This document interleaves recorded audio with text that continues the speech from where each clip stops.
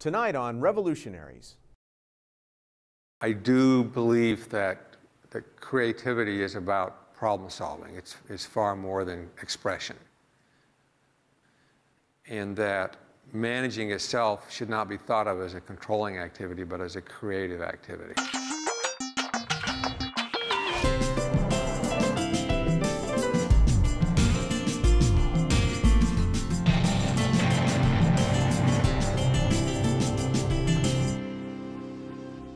As a young man, Ed Catmull had a dream, to be an animator and an artist. Today, he heads two of the most legendary animation studios in America, Pixar and Disney. How Catmull got there after a 40-year career and what he learned about the art of managing creative organizations is the subject of tonight's story. Major funding for Revolutionaries is provided by the Intel Corporation. Let's talk a little bit about your upbringing. We'll get right to the meat of the book, and there's a lot to get to, but I want to talk just a bit about what it was like to grow up and have a sense that you wanted to be an artist, and the people who inspired you and the people you thought about when you were young. Well, this is in the 50s and in Utah, so it's a very safe environment. And I didn't realize it until later, but none of the adults ever talked about the war.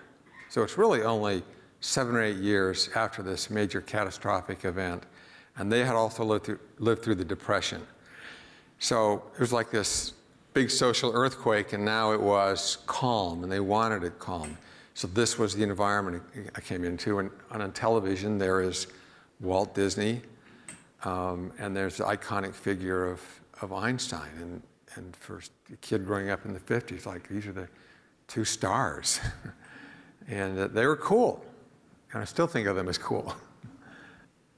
You say in the book that you were that guy who was always sleeping on the floor at the computer lab just to get some more hours on the mainframe. There are people here who went through that same thing, I think. What was the magic for you of computing as you were experiencing it in the university at that time? Well, I returned to graduate school. I had graduated 2 degrees, one in physics and one in computer science. But it was clear that with computer science that we were close to the frontier, whereas physics, it was a long haul to get to the frontier. And I always had the sense that it was like being in an Easter egg hunt, and I was at the front of the line and they just cut the ribbon.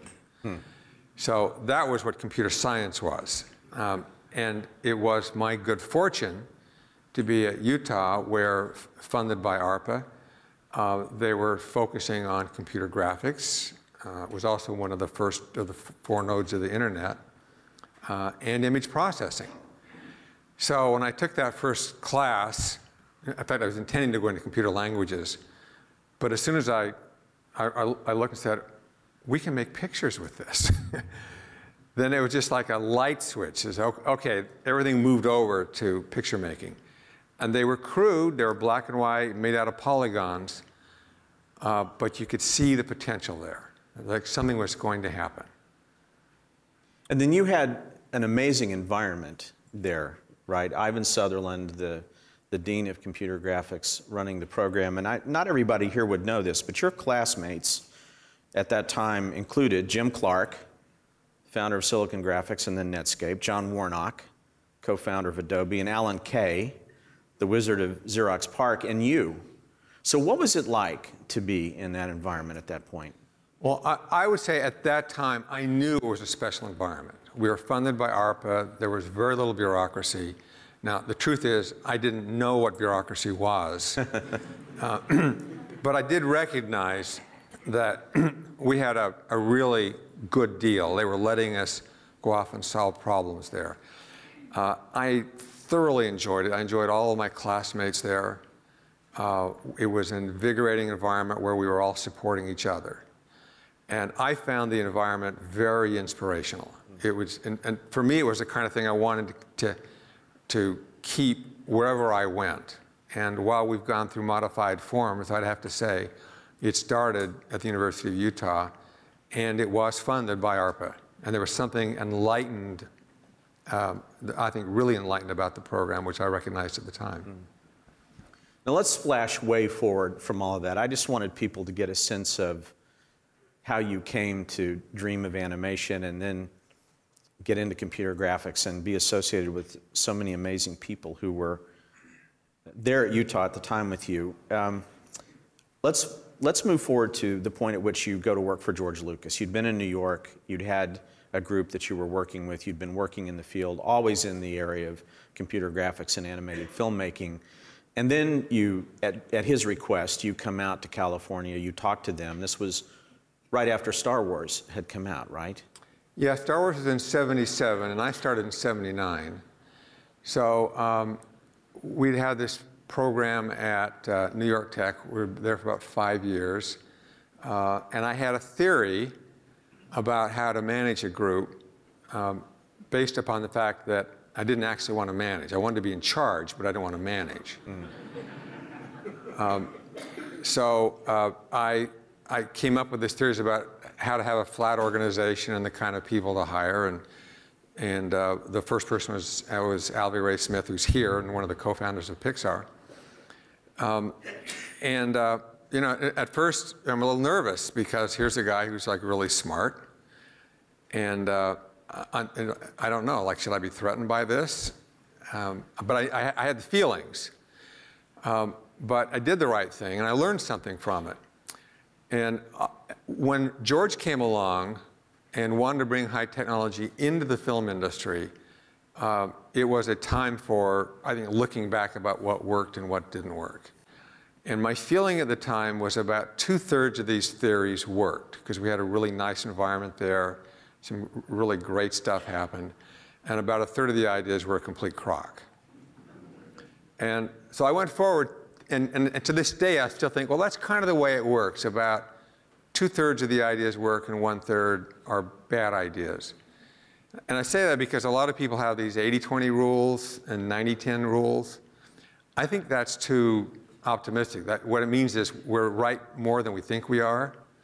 Because if I actually think about it, I think, well, actually more like 80% of my stuff was right, except that I later learned that some of the stuff I thought was wrong was wrong. So I just said, okay, you've got to build into it the fact that more stuff is wrong than you think is wrong. There's something about the way you got the job at Lucas that I want to pause on, because I think it says a lot about these ideas about openness and the free flow of ideas that we're going to get to in a minute that are so much a foundation of what you write about. They asked you a question. Yes, George had this big success with one film, and he was the only person in the industry willing to take a gamble. But Star Wars was a worldwide phenomenon. And there were other people who would have liked to have gotten this kind of job, right? I mean, okay, George Lucas, the only guy in the film industry willing to fund computer graphics, how cool would that be? So he had somebody going out interviewing various people. And so the question that he asked me is, who else should we talk to? So for the job that you wanted. Yeah, for the job that I was applying for. Yeah. So I said, okay, well, here are all the other good people that could do this. And so I listed their names. And it turns out they had already been talking to all those people, and they had asked them all the same question. And they wanted the job, so they didn't give any names. So they gave me the job.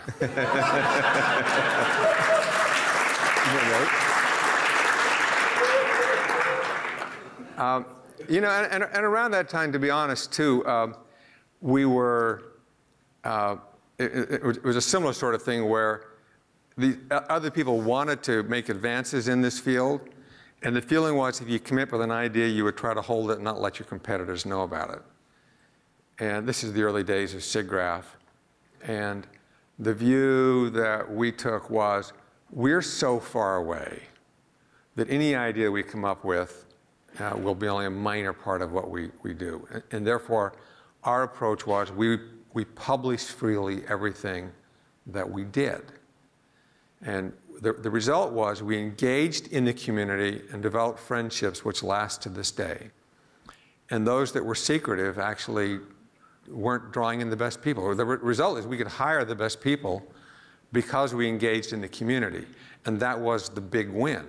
And indeed, most of those ideas were, some of them have been bypassed by better ideas since then. So who cares what the original ideas were? It was really that process of getting people who would buy in and support each other. Mm.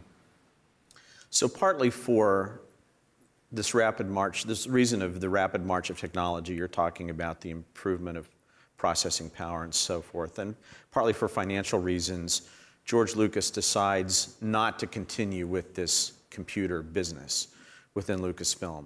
And in 1985, as you guys are looking collectively for a solution, you meet Steve Jobs for the first time, and a conversation begins about this. Can you talk a little bit about how that happened?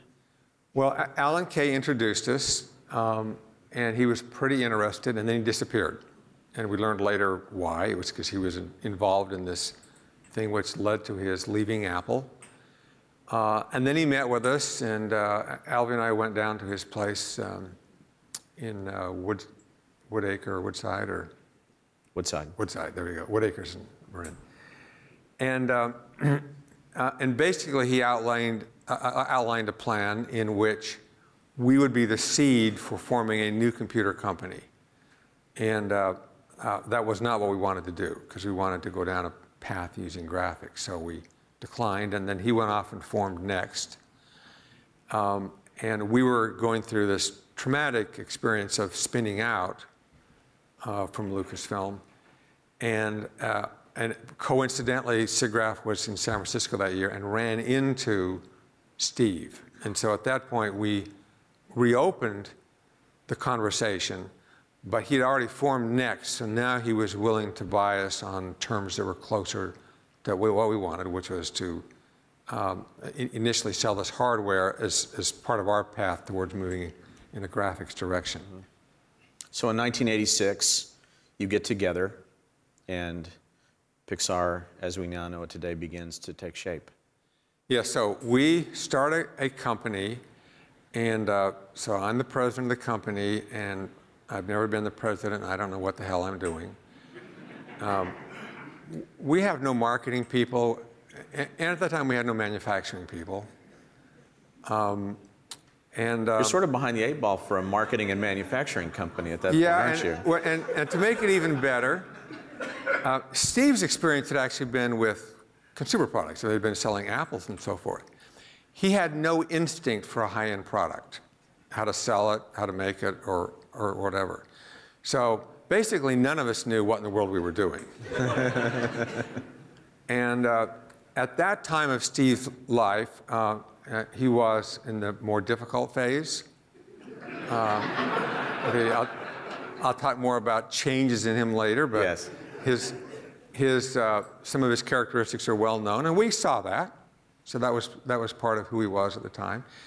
And even looking back on it, here was a guy who'd been sort of thrown out of his kingdom, and he had his ambitions and his own desires and ego that were there.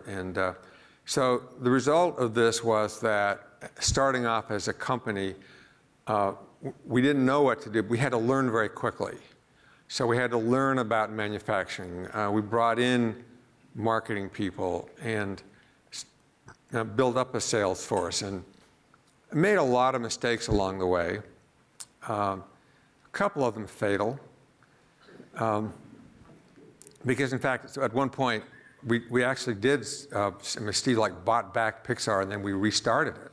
So, and we sold off the business because we couldn't do it. But basically, we stayed together through the failures.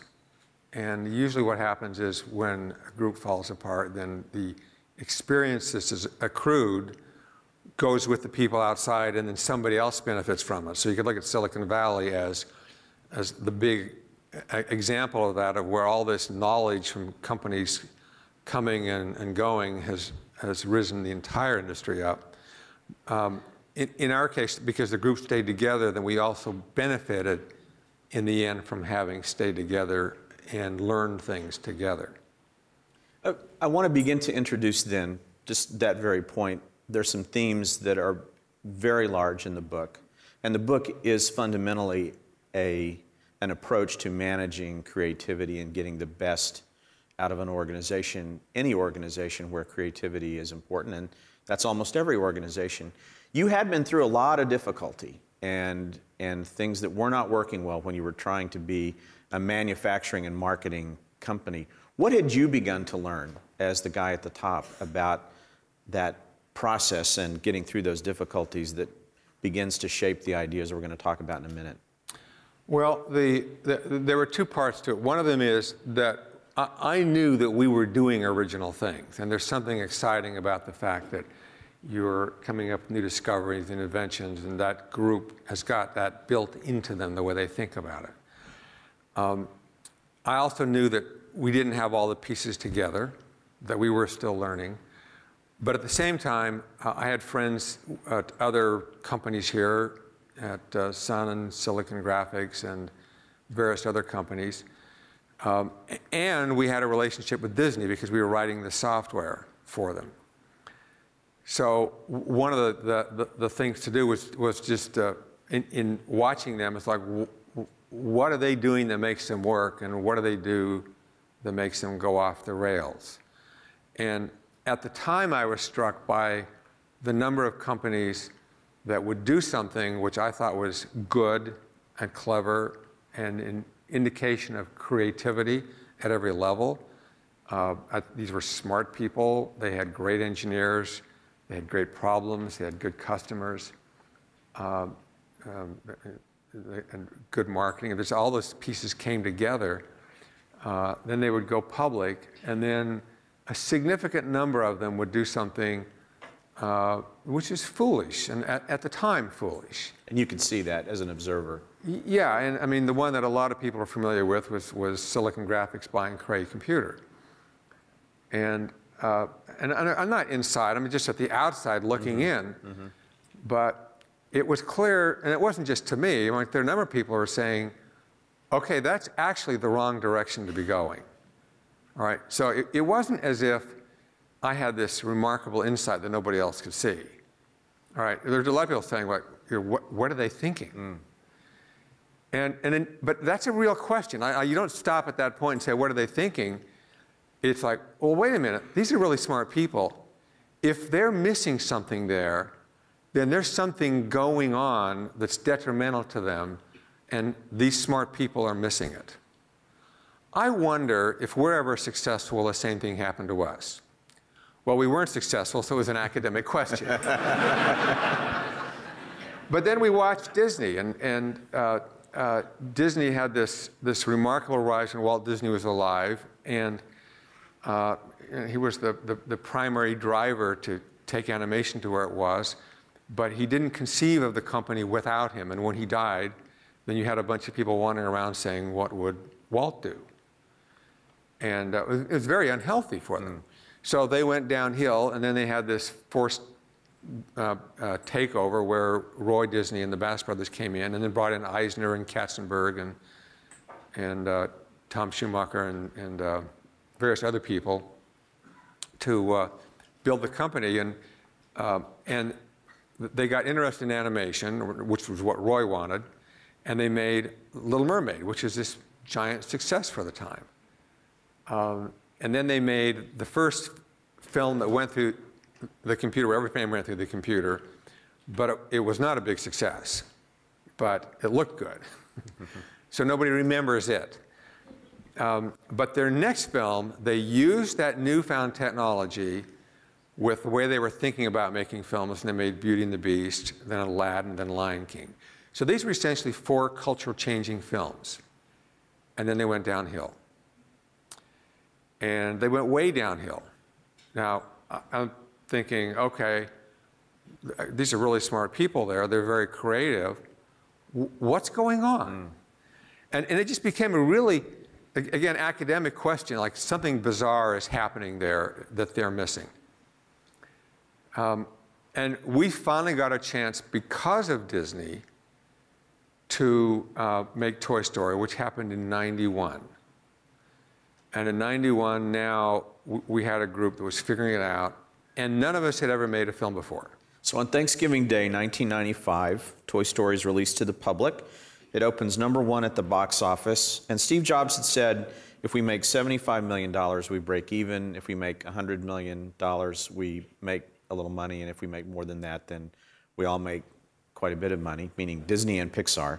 It made more than $350 million. And you found yourself having achieved the goal that you've been working on for almost 20 years, which was making the first completely computer animated movie ever. And you write in the book, now that goal had been reached, and I had what can only be described as a hollow, lost feeling. Now that's not the normal reaction of a studio executive whose movie opens #1 and makes $350 million at the box office. So why did you have that feeling?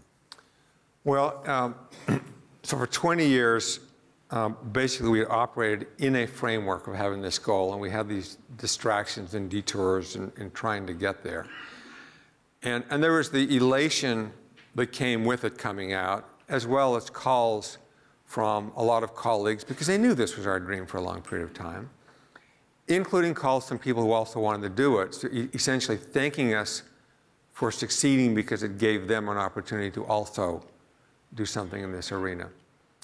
And so you go through this elation for a certain period of time. And I should say, at the same time, we also went public. Right. So now we're a public company. We were the biggest IPO of the year. It was bigger than Netscape.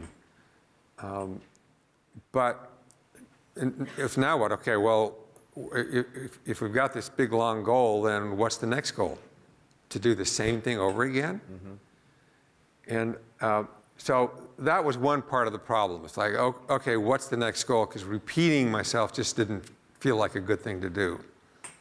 There was another thing which I felt, and I never told anybody about it, and that was, as we reached this goal, I knew that a lot of people had contributed. I knew the contributions from, obviously from John and Steve, because they're very public, but there were a lot of technical people, a lot of artists involved in this that were part of making this happen. But the question I asked of myself was, how much of this was me? And even though knowing that a lot of people involved with it, I still had this feeling like, how much is me? So I had these two background things. Now, meanwhile, I was really busy because we're running a company. We started off on the next film, the second and the third film.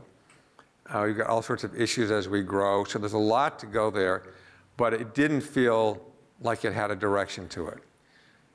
And it was during that year that I looked back on what it took to get there, and I realized there was this gigantic question of what goes wrong with these companies when they're successful. It's just the question we were talking about, you were asking 10 years earlier with companies you were observing, seeing these very things happen to.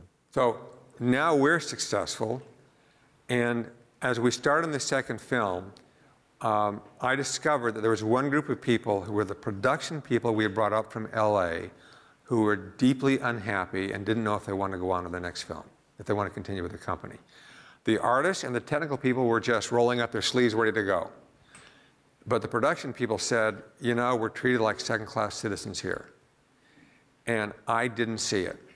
Now, in my view, I'm looking, because I know these companies get blind to these things, and we've got formally this open door policy, anybody can talk, and sure enough, if people had complaints on the technical artistic side, they did complain.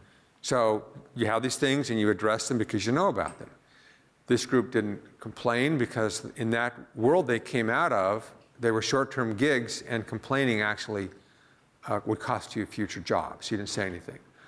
And the other was, working on the film was actually history making. Everybody in this last year knew they were making history. So there was an excitement that goes with making history. And so I looked back and I thought, okay, so what's happened is, because they're making history, they're willing to shut up and not say what they're unhappy about, and they're hiding it from us. It's only when you go on to the second film that they reveal that they feel this way. So I was stunned, because I had missed it. And I went around to the artists and the technical people to see what they felt about these the production people, and sure enough, they felt they were second-class citizens. This was not something they were imagining. They thought they were sand in the gears. So I had two problems. One is, why did I miss it? And the second one, what was the problem itself? And the problem was that the production managers had so much at stake, they were trying to control every aspect of it. So everything had to go through the proper channels. And once you realized that, we could then work on trying to disentangle the communication structure from the organizational structure. Because what we do is very organized, but anybody needs to be able to talk to anybody anytime. And that's what true open doors should mean. It shouldn't just mean that the president's door is open. It means anybody can talk. And the second thing I could see was that there were all sorts of things that were causing people to hide it, and I had to look for it. And there was something about that. So, okay, this now is an interesting problem. If I've seen these other companies fall apart, can we tackle this problem? Can we make a sustainable culture that doesn't fall apart? So that became the new goal. It was like the next 10-year goal, is how do we find these problems before they kill us? The other thing that happened by the end of the year was I realized that the question of how much of this was me was a bad question to ask. But the reason I bring this up is I look at a lot of successful groups, and I know that they've asked the question, they'll never admit it, but they came up with the wrong answer.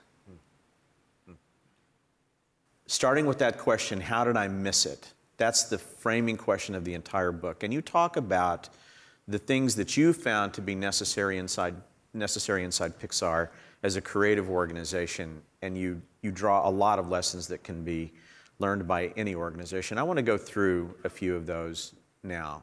You've got inside Pixar a very special process for working through the creative process that begins with what you call the brain trust. It's not simply that there are people sitting around a table called your brain trust. It's the way that they've learned to work together under a very important culture that you put together. And I wonder if you can just take us through what that means to Pixar and now Disney. So the brain trust was something that was formed, I'd almost say accidentally, and later one of them dubbed it the brain trust. But it was the first 5 people working on the film, and they were funny, focused, intense, and when they would argue, it was about the problem. It was never personal, and you felt that in the room. And it was highly productive. And so you had this group which worked really well together, and John, as the director, made the final decision.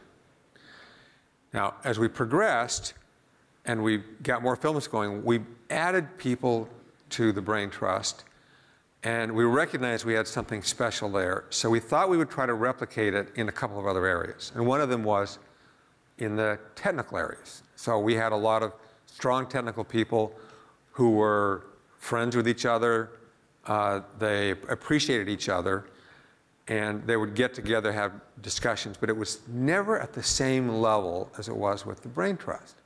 So one of the questions was, what is the difference between these two groups? What we discovered was we had not given that group any authority, and they still don't have any authority, to override the director. Now, the reason it took us a while to figure this out is because originally John was the director. So the guy making the final decision is in the room. But when you get other directors in there, then John would not override the director. Now, the reason this is important is that the director is coming in to present their work to a body of peers who are also filmmakers. So this is not some executive thing on high. These are peers who are giving notes. By not having authority in that room, it allows the director to listen, and that's the biggest thing we want. It turns out that directors, and this is true with a lot of people in a project, get so lost in it that they lose objectivity.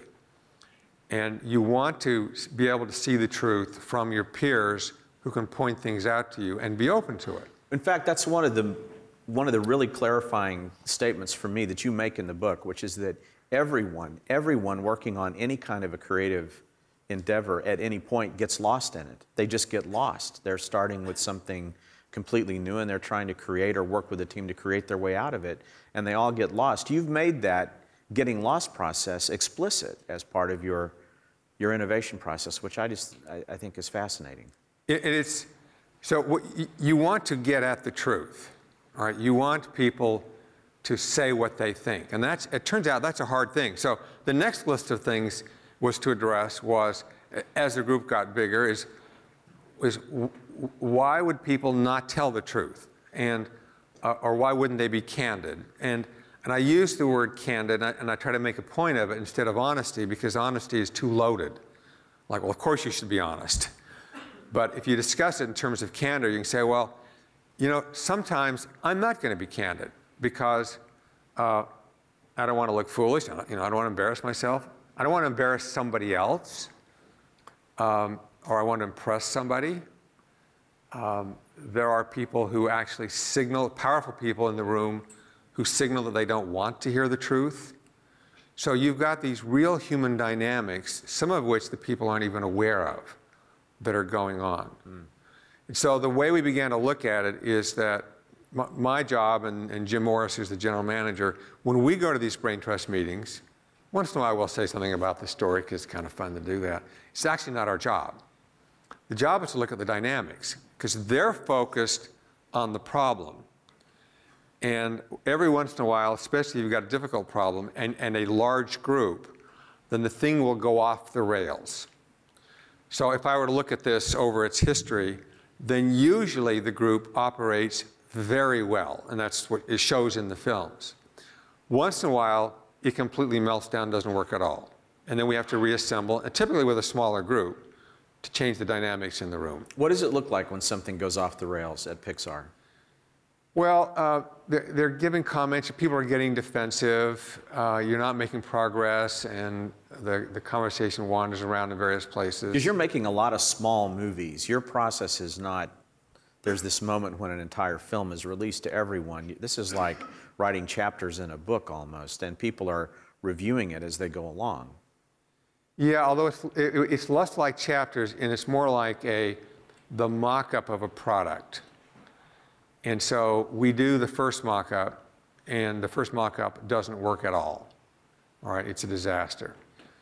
And in fact, John uses the phrase that it's the worst thing he's ever seen. So that must make everyone feel really good.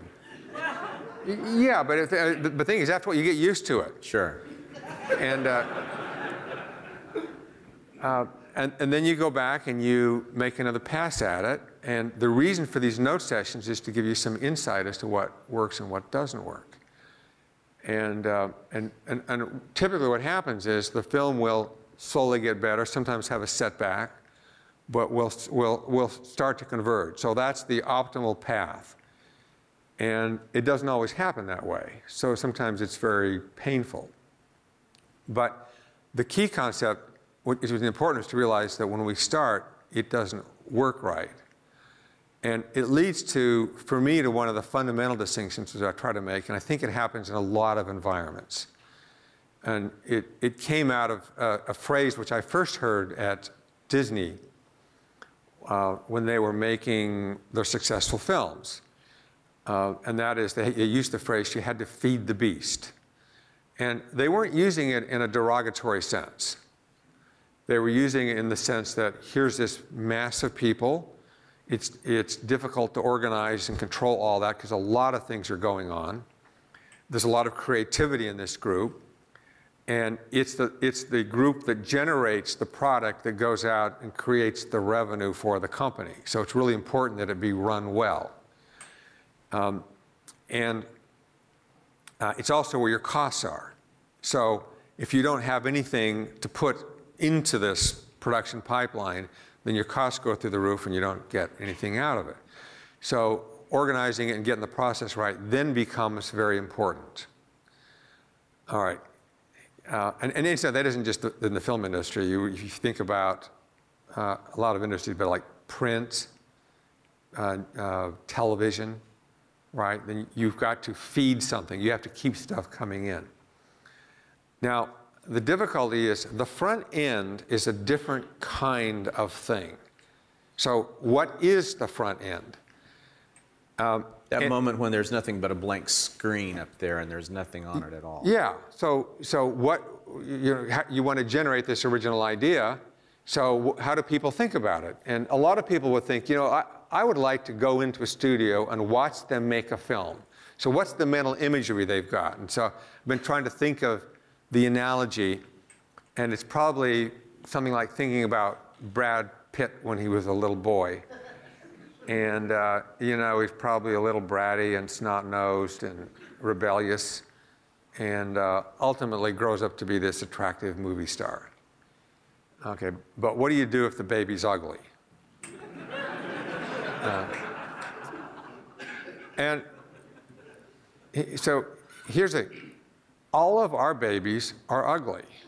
All right, and this is the difficult concept, because people have a notion that you have a process and you start off with an idea, so you got the lone inventor idea, and they do this and they go through this stuff. And it doesn't acknowledge the god-awful mess that happens in getting there. And since the thing is a mess, then how do you judge the team? Because if your metric is that, oh, this group is good because they do good stuff, well, I just told you the stuff doesn't work. So what do you do for that team? So how do you judge them? You actually have to protect them. So there's a period of protection.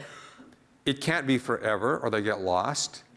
And it can't be too short of a time where you don't allow things to develop. But you do have to protect this thing. And this entity, because it's different, is vulnerable, because you've got this great big organized thing that needs to get fed. So what happens in a company when the founders retire or die or get hit by a bus? Well, I guess that's dying too. Or move on. Right. So at that point, they have to replace them. And the normal thing is, you say, well, who are the most organized people in the company? So they're the people that run the beast. So you put everything over them, and they bring their values, which are process values, to the front end.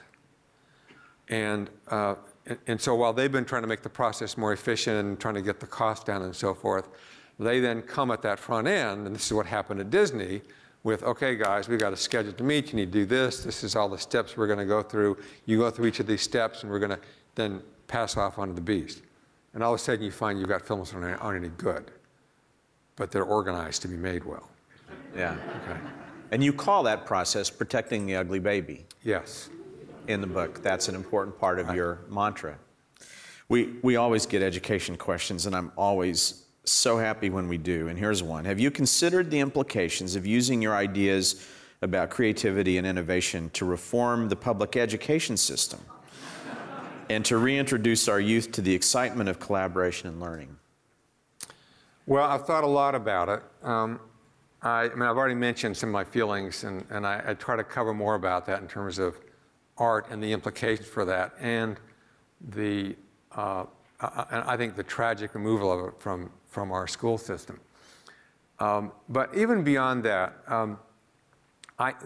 there is something. The analogy for me is the beast, because they're doing important things, but they're very process-oriented. And they like to measure things and think that measuring is capturing a lot. Now, we do a lot of measurement, but my belief is most things are actually hidden from us and we can't see them. So we do measure in order to get a picture, but it's only a small picture. So if I think about education, okay, well, we've got testing and so forth as a way of measuring how schools are doing, but that's actually only a tiny picture of what's going on. And some of the theories about how you have people work hard and how you get them excited are replaced by theories about measuring our education system. And I think it goes in the wrong direction. It's too long of a thing for a brief answer, but I do think there are a lot of concepts, in particular with creativity, where, or with the notion of failure and mistakes, where some of the concepts that apply in some industries do not belong in other industries or in the education system. We talked about the brain trust, and that got attention from several people. This is a good question about that. What's the best advice you would give to someone looking to build their own brain trust? Well, I think a lot of companies, when they start off, when they've got that small spirit, that a lot of them succeed because they put together the equivalent of a group that's trying to solve a problem together. And one of the things I try to do in this book is I don't try to define creativity because I think of it as very broad. And I don't even try to address how to make groups more creative.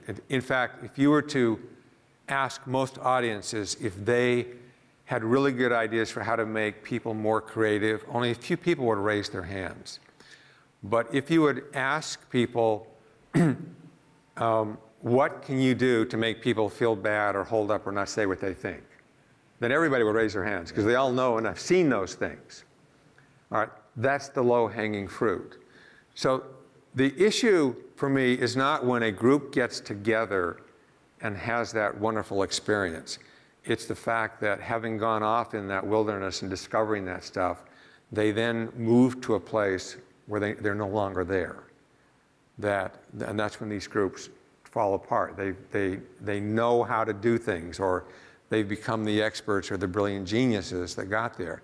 And that way of thinking evolved from a good place and then it actually devolved into this process-oriented thing without recognizing that it happened. And for me, it's the fundamental issue. It's really trying to address the delusions that all of us get and that we all have. I still have. I mean, there's stuff going on. I can't see it. Yeah. It's part of what you called the hidden in your book, isn't it? There's an explicit chapter called The Hidden. And you say, if you can't uncover these unseen things, these things that are hidden and you need to get more deeply into, you're probably not qualified to lead. It's a very strong statement. Well, first of all, I believe that we should have introspection. And I believe it's individuals, but I also think it's companies. Now, that doesn't mean you spend all the time standing around looking at your navel, either at a personal level or at a company level. But every once in a while, it's time to sit back and really try to think about what you're doing. Because most of our activities are outward-facing, and they need to be. So that's the bulk of our time is outward-facing. There should be some amount of time which is inward-facing, which is a wholly different activity than being outward-facing. And that's what people don't understand. And because they don't do it, they have a misconception of what it means to be introspective. So they may even think they're being introspective, and they're not doing it because they're doing outward-facing just in a different way. But if you do the introspection, then there's another part of it, which is how do you integrate what you've learned or what you've come up with your outward-facing. So for me, you have to be aware of the breadth of that. And when it comes to things that are hidden, I believe there are several levels of that. There are things having to do with our position, where people won't tell us certain things because we're perceived to be powerful or important or whatever the reason is. There are also complexities of life, but it goes on into things because there's chance in the world and there are hidden interconnections that under no circumstances any of us can ever possibly see. And that's there. It's part of our lives. And in one sense, we know that, and yet it's so complex that we can identify the fact that chance is part of our lives and that things are interconnected, and yet not connect any dots together about how that might affect the way we perceive our judgment process. And what it does is it closes us down to alternative viewpoints. In fact, one of my favorite examples has to do with a great military philosopher, Donald Rumsfeld. And he had this thing you remember a while ago about the known knowns, the known unknowns, and then the unknown unknowns. Well, okay, so we get the concept, and we all understand that the that the known unknowns are much bigger than the known knowns. So we all accept the fact that we may not know surgery or plumbing or electrical stuff or law. And there's this whole big pile of things that we don't know, and we're actually comfortable with that in general, and we'll associate with people to solve those problems when we need them. Okay, so the unknown unknowns is almost like, oh, every once in a while you get hit with one of those. All right, so the question is, how big is the unknown unknowns compared to these others? All right, well, we already know the known unknowns is much bigger than the known unknowns. How much bigger is the unknown unknown? Well, it is, the other is like a teeny dot in this other. But we don't know it, so we can't conceive of it. And by not having some awareness of the magnitude of what we don't see, we can close ourselves off to opportunities. Mm. If you had said Buzz Lightyear was on the cover of the book because it was your favorite character, I wouldn't ask you this next question. But since you didn't say that, I'm going to ask you, who's your favorite Toy Story character? Well, okay, first of all, I'm going to give the obvious answer, which is like you would never say who your favorite child is. Okay. But there's actually a deeper thing there. And that is, the movies to me mean something different than they do to other people. So when I see each one of these, I don't actually see it in the same sense. I'm aware of the issues, the smoking piles of rubble sometimes along the way, and the pain. You know, if somebody doesn't succeed at directing and they're removed from it, then they're put in the position because they were talented, good people. The fact that they couldn't go all the way through, you want them to continue with the company, but it's humiliating for them. So you make a gamble on somebody, and if it doesn't come through, then you actually have ended up hurting them. And yet at the same time, you have to take gambles on people and to go into that position. So all of those are mixed into my feelings about them. All right, one last question from the audience, and then I'm going to ask the last question, and then you're going to do a little reading, which we always love to have. What was the hardest film to complete from a teamwork perspective, and why? What was the hardest to complete? I mean, the truth is they do vary. I mean, they're all hard, and so actually when you say that, it implies somebody might work less than others. But what makes something hard actually is the pain. It's not the amount of work. So I've mentioned Toy Story 2 because it was a painful, difficult thing, and but it was also a defining moment for the studio. But here's the reason I'm hedging on this, is that defining moment for our studio, which I remember well and the people that lived through it remember well, is now in our history. So for the new people at Pixar, it's in our mythical past. So as we go through problems, their expectation is that Pixar is smooth running. And so they come and they find that, oh no, we have all kinds of problems. So in fact, every once in a while we have a meltdown, and what you want is like the middle-sized meltdown, because you finish it and you learn a lot in the process. But once in a while you do a restart, and it's just, you know, very difficult.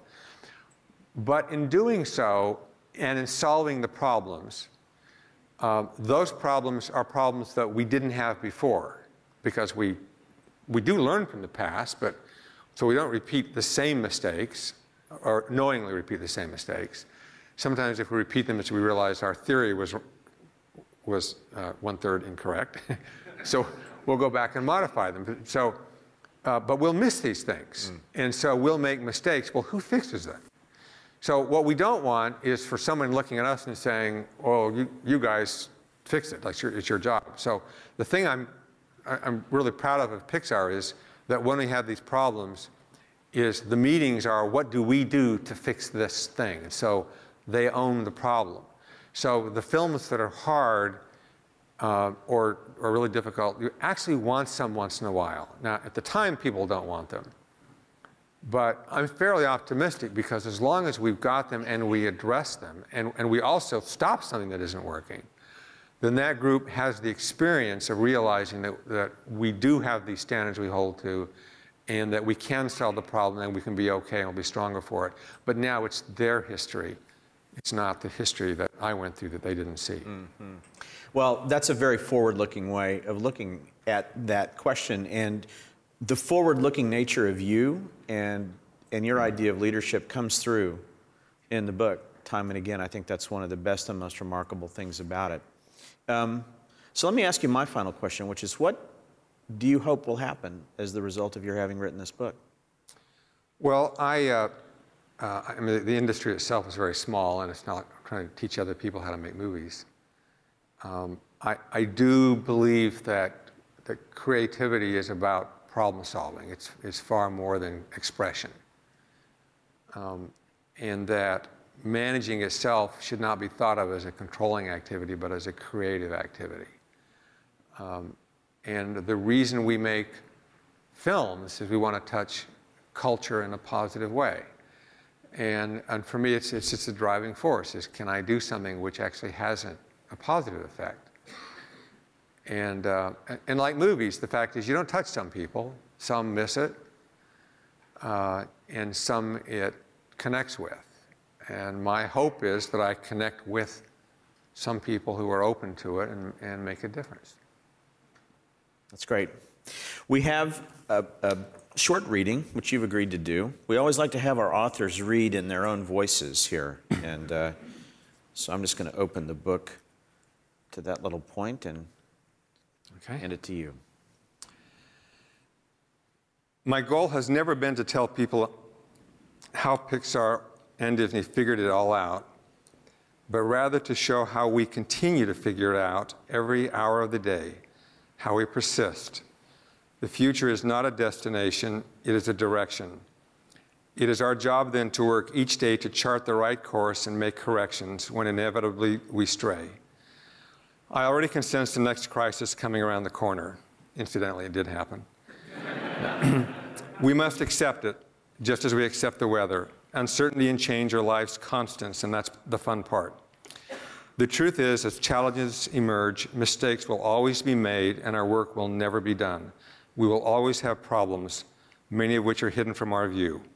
We must work to uncover them and assess our own role in them, even if doing so means making ourselves uncomfortable. When we come across a problem, we must marshal all our energies to solve it. If those assertions sound familiar, that's because I used them to kick off this book. There's something else that bears repeating here.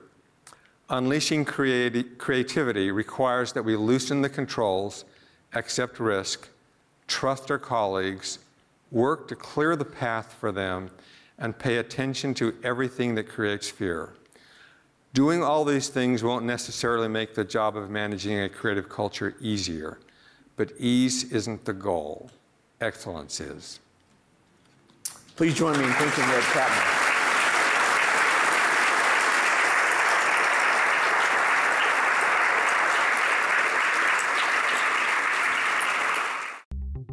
Technology meets creativity at Pixar's incredible campus across the bay from San Francisco.